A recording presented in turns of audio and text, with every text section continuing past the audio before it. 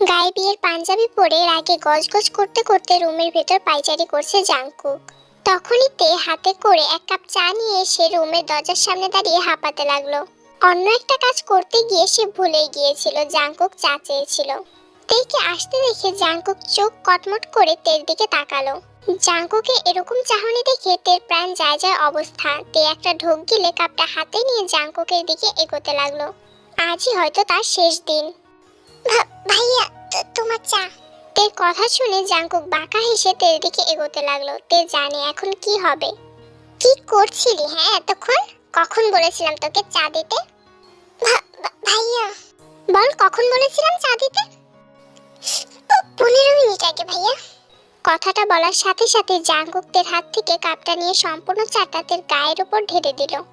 তে উত্তরে কিছুই বলল না, শুধু চোখ দিয়ে পানি ঝরতে লাগলো তার। চাটা অত্যন্ত গরম ছিল, যার জন্য তের গলা আর ঘাড় জ্বলতে শুরু করে দিয়েছে। এই মেয়ে, নিজেকে কি বাড়ির মহারানী বলে মনে করিস নাকি?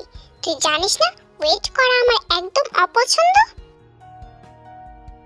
তেকে চুপ করে থাকতে দেখে জাংকুকের রাগটা যেন আরো বেড়ে গেল। তের তো অবশ্যই সরি বলা উচিত, তাই না?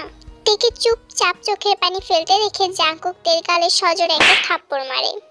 এরপরেও তে নিচের দিকে তাকিয়ে কেঁদেই চলেছে। গলার ঘাড়ের সাথে এখন গালটাও জ্বলে যাচ্ছে তার। তবে আজ যেন গলা দিয়ে কোনো কথাই বের হচ্ছে না তার। সে জানে সরি বলে ক্ষমা না চাইলে জাংকুক আজকে তাকে মেরেই ফেলবে। অবশ্য তাতে তের বেশি একটা কষ্ট হবে বলে মনে হয় না। জাংকুক অন্য মেয়েকে বিয়ে করবে, এটা দেখার থেকে তো মরে যাওয়াই ভালো তার কাছে। তোর এত বড় সাহস, তুই আমার কাছে ক্ষমা না চেয়ে চুপ করে দাঁড়িয়ে আছিস? তোর আজকে এত সাহস কোথা থেকে এলো শুনি? বলে জাংকুক তেকে ধাক্কা দেয়, যার ফলে তে দেয়ালে বাড়ি খেতে যাবে তখনই জেনে সে তেকে ধরে ফেলে। জাংকুকের চিৎকার শুনে সে তড়িঘড়ি করে জাংকুকের রুমে এসেছিল। জাংকুক, কি হচ্ছেটা কি? তোমাকে কতবার বলেছি যে তে বড় হয়েছে, এখন ওর গায়ে হাত তুলবে না। ওফো মা, তুমি প্লিজ আর এই মেয়েটাকে প্রশ্রয় দিও না। তোমাদের প্রশ্রয় পেয়ে পেয়ে এই মেয়েটা নিজেকে এই বাড়ির মেয়ে ভাবতে শুরু করেছে। Jungkook, mind your language. তে বাড়ি কাজের লোক নয় যে তুমি ওর সাথে এই ধরনের বিহেভ করবে।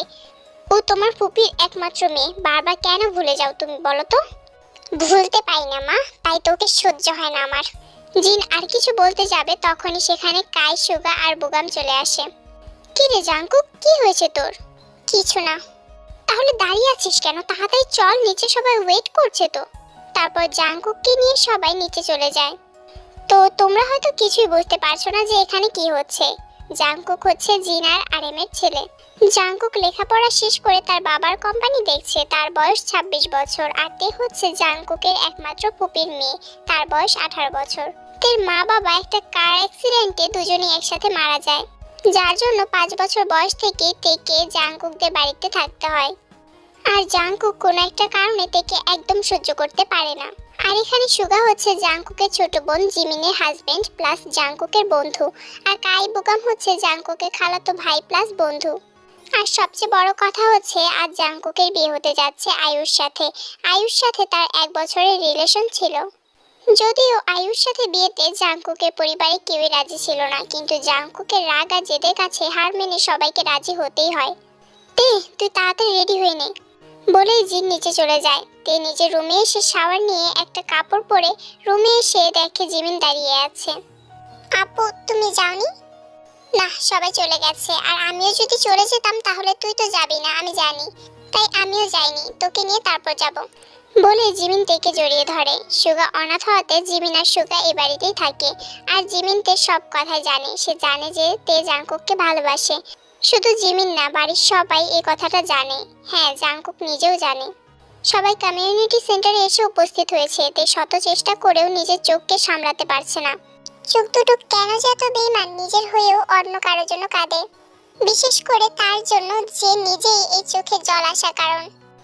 আয়ু যে রেজিস্ট্রি পেপারে সাইন করতে যাবে তখনই সেখানে বেখুইন এসে হাজির হয়, যাকে দেখা মাত্র আয়ুর কলিজা যেন শুকিয়ে যাচ্ছে।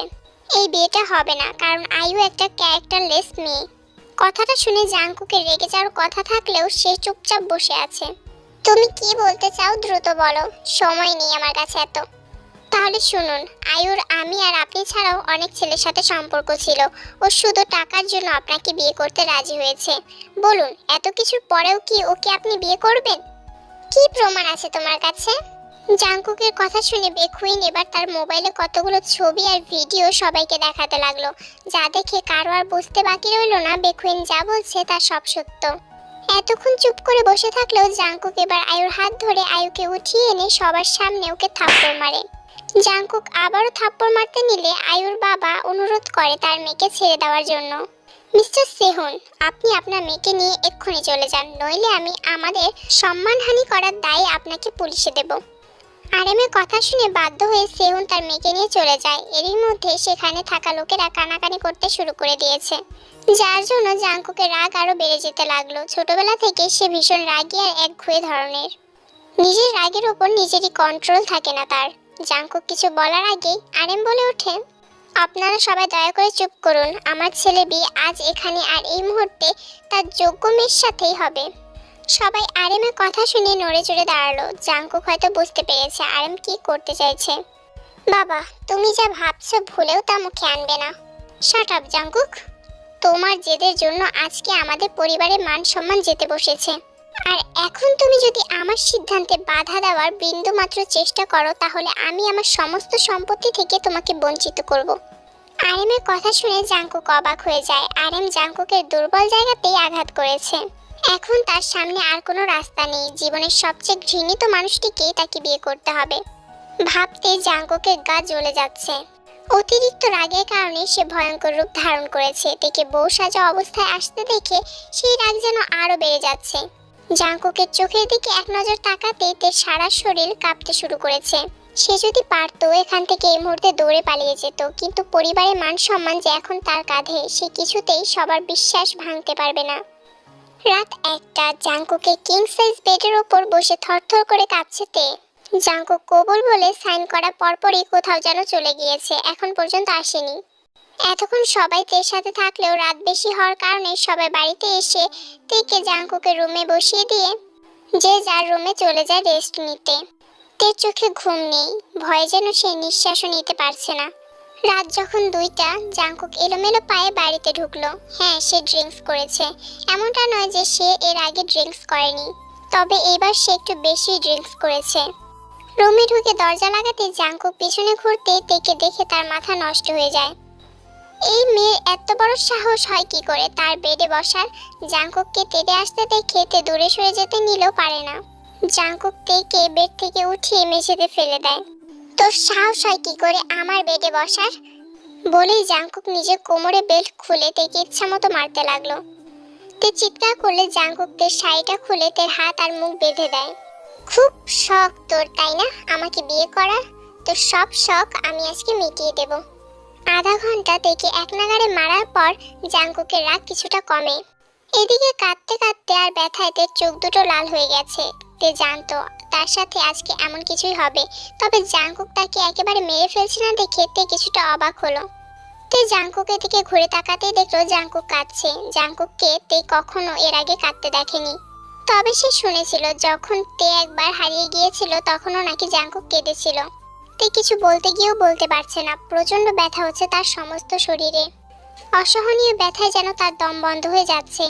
হঠাৎই জাংকুক মেঝেতে তেকে জড়িয়ে ধরে শুয়ে পড়লো এবং তের সারা শরীরে কিস করতে লাগলো, যার ফলে এত ব্যথার মাঝেও তের মুখে হাসি ফুটে উঠল। সে জানে জাংকুক ড্রিঙ্কস করেছে, তাই তেকে আর মারতে পারছে না, নইলে আজকে জাংকুক তাকে শিওরলি মেরে ফেলতো। এভাবে কিছুক্ষণ পর জাংকুক নিজের অজান্তে তেকে আপন করে নিল। যদিও জাংকুকের প্রত্যেকটা স্পর্শেতে মৃত্যুর স্বাদ পাচ্ছিল, তবুও জাংকুককে এতটা কাছে পেয়ে সে সব কষ্ট মাথা পেতে নেয়। সে যে জাংকুককে ভালোবাসে, অনেক বেশি ভালোবাসে। সে জাংকুকের হাতে মরতেও প্রস্তুত। তাতে যদি জাংকুক শান্তি পায় সেটাই যে তার প্রাপ্তি। সকালবেলা ঘুম ভাঙতে জাংকুক নিজের মাথায় প্রচন্ড ব্যথা অনুভব করলো। কাল রাতে কোনো কথাই মনে পড়ছে না তার, তবে বুকের উপর ভারী কিছু অনুভব হতে সে চোখ মেলে তাকিয়ে দেখে তে তার উপর ঘুমাচ্ছে। তেকে দেখে জাংকুকের মাথা গরম হয়ে যায়। সে মেঝেতে এই মেয়েটার সাথে কি করছে ভাবতে ভাবতে তার তের দিকে চোখ যায়। তের গায়ে কোনো কাপড় নেই। সে নিজের দিকে তাকিয়েও সেম দেখলো। না না, এটা হতে পারে না। জাংকুক তাড়াতাড়ি উঠে নিজের কাপড় পরে নিল। সে তের দিকে একবারও তাকাচ্ছে না, তবে তে উঠছে না দেখে জাংকুক বিছানার চাদরটা নিয়ে তেকে ঢেকে দেয়। জাংকুক প্রায় 1 ঘন্টা শাওয়ার নিয়ে বেরিয়ে এসে দেখে তে এখনো ওভাবে শুয়ে আছে। এতক্ষণ খেয়াল না করলেও জাংকুকের বুকটা হঠাৎ করে মোচড় দিয়ে ওঠে। অজানা ভয়ে সে দ্রুত ছুটে যায় তের কাছে, তেকে কোলে করে খাটে শুয়ে দিয়ে তেকে ডাকতে থাকে। দেখ, সকাল 9টা বাজে, এখনো ঘুমাচ্ছিস কেন? ওঠ, বাড়িতে কত কাজ আছে। কি করবে শুনি? তাছাড়া আমার খুব খিদে লেগেছে। তে উঠছে না দেখে জাংকুকের ভয়টা আরো বেড়ে যায়। তবে কি সে তেকে মেরে ফেলেছে? জাংকুক তাড়াতাড়ি পালস চেক করে দেখলো না, তে মারা যায়নি। যেটা দেখে জাংকুক একটা স্বস্তির নিঃশ্বাস ফেলে। তখনই তের গলা, গাল আর হাতের দিকে চোখ পড়ে তার। জাংকুক দ্রুত আঘাতগুলোতে মলম লাগাতে শুরু করে। সে আবারও কাঁদছে। কেন কাঁদছে সে জানে না। সকাল 11টাতে চোখ মেলে দেখলো সে খাটে শুয়ে আছে। তে আস্তে আস্তে উঠে বসে। সেই অসহনীয় ব্যথাটা এখন অনেকটা কম, তবে কেন সেটা সে জানে না। তে পুরো রুমটার দিকে একবার চোখ বুলালো, কিন্তু সে কোথাও জাংকুককে খুঁজে পেল না। তে ফ্রেশ হয়ে নিচে এসে দেখে কিছু লোক মিলে বাড়িটা সাজাচ্ছে। সেখানে সে জাংকুককেও দেখতে পেল। জাংকুক সোফাতে বসে নিউজ পেপার পড়ছে, যেখানে বড় বড় করে লেখা, দেশের স্বনামধন্য বিজনেসম্যান জিওন জাংকুকে ধোঁকা দিয়েছে তার হবু বউ। কিন্তু তার বাবা তার নিজের বোনের মেয়ের সাথে জোরপূর্বক তাকে বিয়ে দিয়েছে। পরিস্থিতি দেখে বোঝা যাচ্ছে সে বিয়েতে মোটেও রাজি ছিল না। দেখা যাক তাদের বৈবাহিক জীবন কতদিন স্থায়ী হয়। নিউজটা পড়ে জাংকুকের রাগ উঠে যায়। এই রিপোর্টারদের এত শখ কেন তার পার্সোনাল বিষয় নিয়ে খবর ছাপানোর? তেকে নিচে নামতে দেখে জাংকুক তের দিকে এক নজর তাকিয়ে চোখ ফিরিয়ে নেয়। আপু, তুমি আমাকে ডাকোনি কেন? ভাবি, আমি তো তোকে ডাকতে গিয়েছিলাম, কিন্তু ভাইয়া বলল তোর নাকি শরীর খারাপ, তাই পরে উঠবি। ওহ, কিন্তু তুমি আমাকে নাম ধরে না ডেকে ভাবি ডাকছো কেন? কি যে বলিস না তুই। তুই আমার বড় ভাইয়ের বউ, তোকে নাম ধরে ডাকলে মা এসে আমাকে ধোলাই দেবে। ওহ, এই কথা। আমি ভেবেছিলাম তুমিও হয়তো আমার নামটা ভুলে গেছো। জিমিন ভালোই বুঝতে পেরেছে কথাটা তেজ জাংকুককে বলেছে। ভাবি, তুই গিয়ে বরং ব্রেকফাস্ট করে নে, আর কিছুক্ষণ পর থেকেই তো বাড়িতে মানুষ আসতে শুরু করবে। কেন আপু? আরে আজ তোদের রিসেপশন না, তুই জানিস না? রিসেপশনে আসা সবাইতে আর জাংকুককে অনেক গিফট দিয়েছে আর দোয়াও করেছে। ভাবি, একটা গান গানা। না আপু, প্লিজ, তুমি তো জানো আমি গান গাই না। আর হ্যাঁ হ্যাঁ জিমিন, ওকে জোর করিস না, সবার ধারা সবটা হয় না। ভাইয়া তুমি চুপ থাকো তো। তে অনেক সুন্দর গান গাইতে পারে। তে গানা প্লিজ, তুই আমার কথা রাখবি না বল? জিমিনে জোরে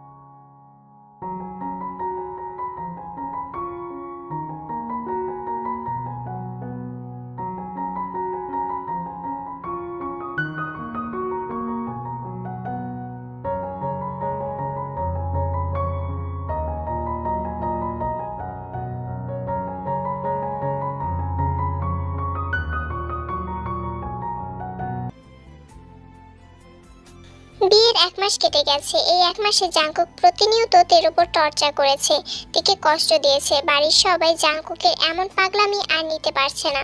মা, তোমার কি মনে হচ্ছে না জাংকুক এবার সব সীমা অতিক্রম করছে? প্লিজ, আমাদের এখন কিছু করা উচিত। হ্যাঁ সুগা, তুমি ঠিক বলেছো, কিন্তু কি করা উচিত আমার বলো তো? মা, আমার কাছে একটা প্ল্যান আছে, শুনুন তাহলে। আজকে ফ্রাইডে। জাংকুক নিজের রুমে বসে ল্যাপটপে কাজ করছিল আর তে কাপড় ধুচ্ছিল। ওয়াশিং মেশিন থাকা সত্ত্বেও জাংকুক তেকে দিয়ে কাপড় ধোয়াচ্ছে। এটা বলে যে ওয়াশিং মেশিনে ভালোভাবে পরিষ্কার হয় না। এমন সময় জিমিন দৌড়ে এসে জাংকুকের পেছনে লুকালো। জাংকুক বুঝতেই পারছে না জিমিনে হঠাৎ করে কি হয়েছে। এই, তোর কি হয়েছে? কেন আমার কাজের সময় বিরক্ত করছিস আমাকে? ভাইয়া দেখো না, মা আমাকে মারছে। জিমিনের কথাতে জাংকুক বেশ অবাক হলো। কেন মারছে তোকে শুনি? নিশ্চয়ই তুই কোনো কিছু করেছিস। না ভাইয়া, মা বাবার উপর রেগে আছে তাই আমাকে মারছে। আজব, বাবার উপর রেগে আছে, তাহলে তোকে মারবে কেন? জাংকুক তার কথা শেষ করার আগে জিন একটা বড় লাঠি হাতে নিয়ে রুমে ঢুকলো। জাংকুক, জিমিনকে এদিকে আসতে বলো। কেন মা, কি হয়েছে? তুমি বাবার উপর রাগ করে শুধু শুধু ওকে মারবে কেন? কারণ তোর বাবা আমার বড়, তাই আমি ওনাকে মারতে পারবো না। তাহলে জিমিনকে কেন অকারণে তুমি মারবে? ও কি কিছু করেছে? না, ও করেনি, কিন্তু আমি যার উপর রেগে আছি ও তো তার মেয়ে। যেহেতু ওর বাবাকে আমি মারতে পারবো না, তাই ওকেই মারবো। জাঙ্কুক জিনের এমন কথা শুনে একটা ঢোক গেল। জিনকে এতটা রেগে যেতে সে কখনো দেখেনি। মা, তুমি আমাকে একা মারবে কেন বলো তো? ভাইয়াও তো বাবার ছেলে, ওকে মারো, তাই না ভাইয়া? মানে? জাঙ্কুক ভেবে দেখলো জিমিনের কথাতে লজিক আছে, ও তো বাবার ছেলে, কিন্তু ও কেন কোনো কিছু না করেও মার খাবে? এটার তো কোনো লজিক পাচ্ছে না। হ্যাঁ হ্যাঁ জিমিন, তুই ঠিকই বলেছিস। জাঙ্কুক, তুমিও এদিকে আসো। জাঙ্কুক রাগী জেদি হলেও কোনো কারণ ছাড়া তো আর সে তার মায়ের কথার অবাধ্য হতে পারবে না, তাই সে বলল, আচ্ছা মা, ঠিক আছে, তোমার ইচ্ছা হলে তুমি আমাকে মারো, কিন্তু তার আগে বলো বাবা করেছেটা কি? কি করেছে বলছিস? তোর বাবা তোকে বাধ্য করেছে তোকে বিয়ে করতে। তে ইচ্ছা করে রাজি হয়নি, তোর বাবা ওকে জোর করে বলেছে আমাদের মান সম্মান বাঁচাতে, তাই তে বিয়েটাতে রাজি হয়েছিল। আর এখন কি হলো? ওর প্রতি তুই যা টর্চার করছিস, তাও আবার কোনো কারণ ছাড়াই, এটা জাস্ট মানতে পারছি না আমি। ওর মা কি করেছে না করেছে তার জন্য তুই ওকে শাস্তি দিচ্ছিস, তাই তোর বাবার ভুলের জন্য আমি তোদের শাস্তি দেব। বলে জিন যেই না জাঙ্কুককে আঘাত করতে যাবে তখনই তে জাঙ্কুকের সামনে চলে আসে, আর আঘাতটা তের গায়েও লাগে। সবকিছুই সুগার, জিমিন আর জিনের প্ল্যান অনুযায়ী হচ্ছিল, কিন্তু তের হঠাৎ এরকম করাটা জিন বুঝতে পারছে না। আঘাতটা অনেক জোরে ছিল। জিন বোঝাতে চাইছিল কেউ আঘাত করলে কতটা যন্ত্রণা হয়। সে চাইছিল জাঙ্কুক তার ভুল বুঝতে পারুক, তাই তো নিজের আদরের ছেলে গায়ে হাত তুলতেও সে রাজি হয়েছে। কিন্তু তের কাণ্ড দেখে জিন সহ সবাই অবাক হয়ে যায়। তে আমার, তুই কেন সামনে এলি? মা, তুমি যেমন বাবাকে মারতে পারবে না বলে ওনাকে মারতে চাইছো, তেমনি ওনাকে মারতে আমি দেখতে পারবো না, তাই আমি ওনার আঘাতের ভাগ নিয়েছি। তুমি ওনার শাস্তি আমাকে দাও, যেহেতু আমি ওনার স্ত্রী। তের কথা শুনে বাড়ির সবাই হা হয়ে যায়। তাদের সব প্ল্যান ভেস্তে গেল তের জন্য। মা, ও ঠিকই বলেছে, তুমি আমার সব শাস্তি ওকে দিয়ে দাও, ও তো আমার স্ত্রী হয়, তাই না? জাঙ্কুকের কথা শুনে জিন সহ সবাই অনেক কষ্ট পেল। যেখানে তে ওর কষ্ট দেখতে পারবে না বলে নিজের শাস্তি পেতে চাইছে, সেখানে জাঙ্কুক এমন হার্টলেস কিভাবে হতে পারে? সবার সাথে সাথে আরেমও এখন বুঝতে পারে জাঙ্কুক থেকে কখনো স্ত্রীর সম্মান দেবে না। তে এখানে থাকলে প্রতিনিয়ত ওকে কষ্ট পেতে হবে। অনেক হয়েছে আর না। জাঙ্কুক, তুমি যখন থেকে কিছুতেই স্ত্রীর সম্মান দিতে পারবে না, তখন এই বিয়েটার কোনো মানেই হয় না। তুমি তেকে বরং ডিভোর্স দিয়ে দাও। ডিভোর্সের কথা শুনে তের পৃথিবী যেন থমকে যায়, কিন্তু জাঙ্কুককে দেখে মনে হচ্ছে ও খুশি হয়েছে। না বাবা, আমি ডিভোর্স চাই না। আমি সব টর্চার মাথা পেতে নেব, কিন্তু আমি ডিভোর্সই হতে চাই না বাবা। আমি রাজি, আমি ওকে ডিভোর্স দিতে রাজি। জাঙ্কুকের কথা শুনে তের মাথা ঘুরতে লাগলো। তে পড়ে যেতে নিলে জিমিন থেকে ধরে ফেলে। সুগা তাড়াতাড়ি ডক্টরকে কল করে। কিছুক্ষণ পর ডাক্তার এসে তের চেক আপ করে জানতে পারে তে প্রেগনেন্ট। কথাটা শোনা মাত্র জাঙ্কুকের মুখে এতক্ষণ পর্যন্ত যে হাসিটা দেখা যাচ্ছিল সেটা মুহূর্তেই গায়েব হয়ে যায়। সে যেন বিশ্বাসই করতে পারছে না তে প্রেগনেন্ট। ডাক্তার হেসে হেসে কথাটা বললেও বাড়ি কারো মুখে হাসির ছিটে ফোটাও ছিল না। ডাক্তার চলে গেলে তে জাঙ্কুকের বিছানা থেকে উঠে দাঁড়ায়। বাবা, আপনি ফাইল রেডি করুন, আমি ওনাকে ডিভোর্স দিতে প্রস্তুত। তের কথাতে সবে কষ্ট পেলেও বুঝতে দেয় না তে রাজি হয়েছে, এটাই অনেক। বাড়িতে অশান্তি হোক কেউই চায় না। সবাই চলে গেলে তেও জাঙ্কুকের রুম থেকে উঠে চলে যায়। সে আর থাকবে না জাঙ্কুকের রুমে, তাই সে নিজের রুমে চলে যায়। পরের দিন অফিসে এসেও জাঙ্কুক কাজে মন দিতে পারছে না। বারবার ডাক্তারের কথাটাই তার মাথায় ঘুরছে। সে ভালোই বুঝতে পারছে তেকে শাস্তি দিতে গিয়ে সে নিঃস্ব হতে চলেছে। পরের দিন খাবার টেবিলে সবাই একসাথে ডিনার করছিল। তখনই আরেম বলে ওঠে, তে তুই তো জানিস তোর জন্য আমি আগে একটা ছেলে পছন্দ করেছিলাম। আমি চাই ডিভোর্সটা হয়ে গেলে ওই ছেলের সাথে আমি তোর বিয়ে দিয়ে দেব। কথাটা শুনে জাঙ্কুকের গলায় খাবার আটকে যায়। জিমিন জাঙ্কুককে পানি এগিয়ে দেয়। জাঙ্কুক বিশ্বাসই করতে পারছে না আরেম মাত্র এটা বলেছে। জাঙ্কুক ভাবলো তে কিছুতে রাজি হবে না, কিন্তু তে জাঙ্কুককে অবাক করে দিয়ে বলল, বাবা, তবে সে যদি আমার বাচ্চার দায়িত্ব নেয় তবেই আমি তাকে বিয়ে করব। জাঙ্কুক তের কথায় অবাক হলেও পরক্ষণে এটা ভাবে হয়তো ছেলেটা মানবে না। তবে তাকে আবার অবাক করে দিয়ে আরেম বলে ওঠে, সেটা নিয়ে তোকে ভাবতে হবে না তে, আমি ওকে সব বলেছি। আর ও বাচ্চাদের অনেক পছন্দও করে, ও রাজি হয়েছে। কথাটা শুনে জাঙ্কুক হাত ধুয়ে নিজের রুমে চলে যায়। ভীষণ খারাপ লাগছে ওর, কেন লাগছে জানে না। এর আগেও তার অনেক খারাপ লেগেছে, কিন্তু এতটা খারাপ কখনো লাগেনি। সে তো শুধুমাত্র তার ফুপির ভুলের শাস্তি থেকে দিচ্ছিল। তাহলে কেন খারাপ লাগবে তার? তার ফুপি যখন বিয়ের আসর থেকে পালিয়ে গিয়েছিল, তখন কি একবারও জাঙ্কুকের দাদা ভাইয়ের কথা ভেবেছিল? ওই দিন ওই শখটা সহ্য করতে না পেরে জাঙ্কুকের দাদু ভাই মারা গিয়েছিল। জাঙ্কুকের প্রিয় মানুষটি তাকে ছেড়ে সারা জীবনের জন্য চলে গিয়েছিল। জাঙ্কুক তো সেদিন কম কষ্ট পায়নি। তাহলে সবাই কেন তের কষ্টটাই শুধু দেখছে? তেকে শাস্তি দিয়ে সে ঠিকই করেছে। সে জানে তে উপরে উপরে যতই দেখাক না কেন, তে কখনোই ছেলেটার সাথে ভালো থাকবে না, কারণ জাঙ্কুক ভালো করে জানে তে জাঙ্কুককে ভালোবাসে। তে কখনো ভালো থাকতে পারবে না ভেবে জাঙ্কুক ঘুমের দেশে পাড়ি জমায়। বাড়ির সবাই ঘুমে মগ্ন, তেও কান্নাকাটি করে ঘুমিয়ে পড়েছে। রাত এখন 2টা। একটা ভয়ঙ্কর স্বপ্ন দেখে জাঙ্কুক তড়িঘড়ি করে শোয়া থেকে উঠে বসে। রুমে এসি থাকার পরও জাঙ্কুকের ঘেমে নিয়ে একাকার অবস্থা। খুব ভয়ঙ্কর একটা স্বপ্ন দেখেছে সে। জাঙ্কুক আর কিছু না ভেবে ছুট লাগালো তের রুমের দিকে। অনেকক্ষণ দরজা নক করার পর তের চোখ ডলতে ডলতে দরজা খুলতে জাঙ্কুক থেকে জড়িয়ে ধরলো। তে তো ভীষণ অবাক। কি হয়েছে তোমার এত রাতে আমার রুমে? সরি, আমি তোকে অনেক কষ্ট দিয়েছি তাই না? তুই আমাকে ক্ষমা করে দে, যা ইচ্ছা শাস্তি আমাকে দে। জাঙ্কুকের কথা শুনে তে ভাবলো সবটাই হয়তো তে স্বপ্ন দেখছে, নয়তো জাঙ্কুক পাগল হয়ে গেছে। কি হয়েছে? হঠাৎ সরি বলতে মন চাইলো কেন?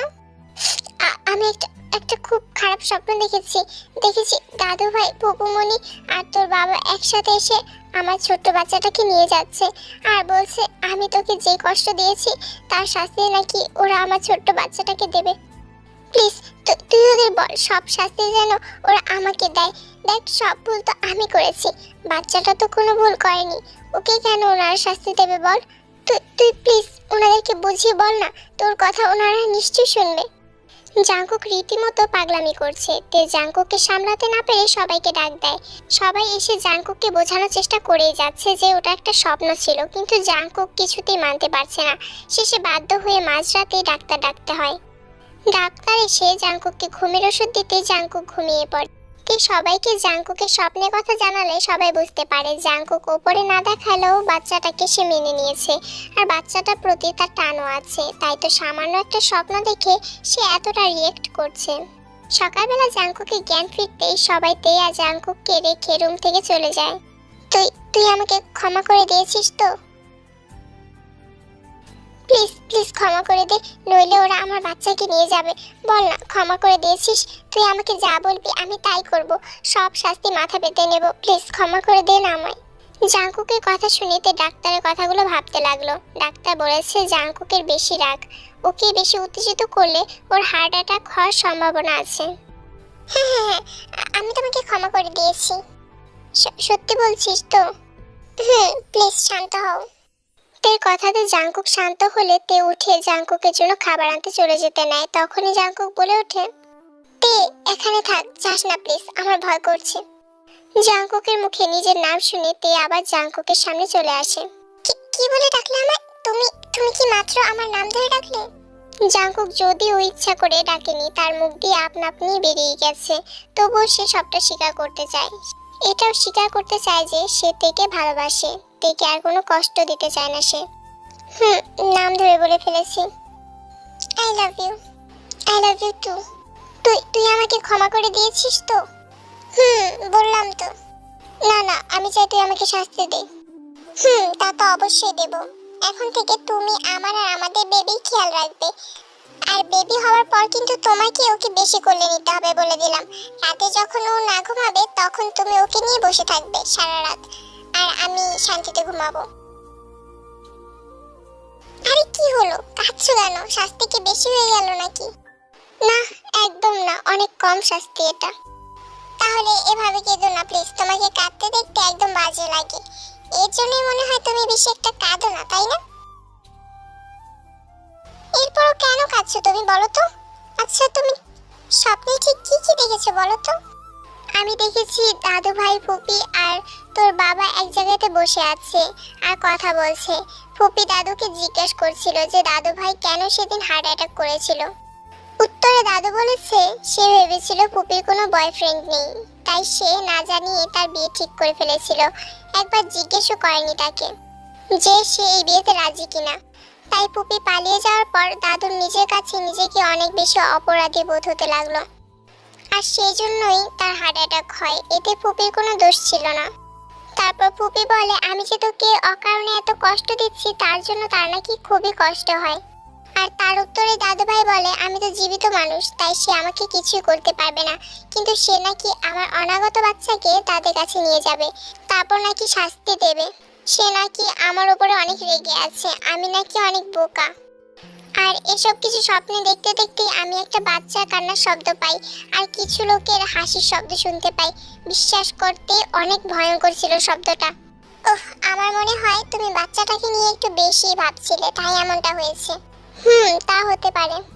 তার মানে তুমি শুধু ওকেই ভালোবাসো, আমাকে ভালোবাসো না। যদি বাসতে তাহলে তো আমাকে নিয়ে আরো আগেই স্বপ্ন দেখতে, তাই না? নাতে, আমি সত্যি তোকে ভালোবাসি, আমি জাস্ট অনেক বোকা তাই বলতে পারিনি। তাহলে তাহলে আয়ুর সাথে তুমি বিয়েতে রাজি হয়েছিলে কেন? পুরো একটা বছর তুমি ওর সাথে রিলেশনে ছিলে, আর আমি একবার তোকে জড়িয়ে ধরতেও দেখেছি তোমাকে। হাসছো কেন তুমি? তুই তো আমার থেকেও বড় বোকা। তোর মনে আছে একদিন যখন আয়ু প্রথমবার আমাদের বাড়িতে এসেছিল, তখন ও আমাকে জড়িয়ে ধরেছিল। আমি তখন খেয়াল করেছিলাম তুই রাগে একদম বোম হয়ে গিয়েছিল। আর তুই তো জানিসই তখন আমার তোকে কষ্ট দিতে অনেক বেশি ভালো লাগতো, তাই তো আমি ওকে গার্লফ্রেন্ড বানিয়েছিলাম, যাতে ওর মাধ্যমে আমি তোকে কষ্ট দিতে পারি। ইস, মিথ্যা বলছো তুমি। তুমি সত্যি ওকে ভালোবাসতে, তাই তোকে বিয়ে করতে গিয়েছিলে। আরে আমি কি পাগল নাকি? ওর মতো একটা ক্যারেক্টারলেস মেয়েকে আমি বিয়ে করতে যাব? আমি তো ওর ব্যাপারে সবটা আগে থেকে জানতাম। তোর কি মনে হয় বেকুইনের ব্যাপারে আমি জানতাম না? সেদিন বেকুইনকে আমি রিকোয়েস্ট করে এনেছিলাম, না হলে তো সেদিন বেকুইন বেচারা জানতোই না যে সেদিন আমার আর আয়ুর বিয়ে হয়ে যাচ্ছিল। ও, আর তার জন্যই তুমি চুপচাপ সবকিছু বসে বসে দেখছিলে, তাই না? কিন্তু বাবা যে আমাকে তোর সাথে বিয়ে দিয়ে দেবে সেটা আমি ভাবতেও পারিনি। থাক, যা হয়েছে তা তো ভালোর জন্যই হয়েছে। এই দাঁড়াও, তোমার কথা শুনে তো মনে হচ্ছে তুমি আমাকে একদমই ভালোবাসো না। এবার কিন্তু আমার রাগ উঠে যাবে, আমার এক কথা বারবার বলতে ভালো লাগে না। ও হ্যাঁ হ্যাঁ, সরি, আর বলতে হবে না।